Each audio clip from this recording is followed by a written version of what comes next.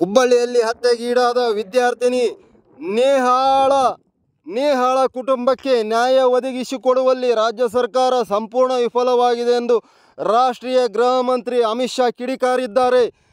ಇಂದು ನೇಹಾಳ ಮನೆಗೆ ಭೇಟಿ ನೀಡಿದ ಅವರು, ಒಂದು ವೇಳೆ ನೇಹಾಳಿಗೂ ನೇಹಾಳ ಕುಟುಂಬಕ್ಕೆ ನ್ಯಾಯ ಕೊಡಬೇಕೆಂದರೆ ಈ ಕೇಸನ್ನು CBIಗೆ ವಹಿಸಿದರೆ ಮಾತ್ರ ನ್ಯಾಯ ಕೊಟ್ಟಂತಾಗುತ್ತದೆ.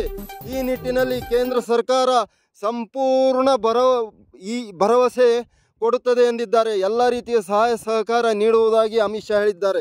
ನಮಸ್ಕಾರ ವೀಕ್ಷಕರೇ, ಆಲ್ ಇಂಡಿಯಾ ಸೋಷಿಯಲ್ ಮೀಡಿಯಾ ಯೂನಿಯನ್ಗೆ ತಮಗೆಲ್ಲ ಹಾರ್ದಿಕ ಸ್ವಾಗತ. ನಾನು ಗುರುರಾಜ್.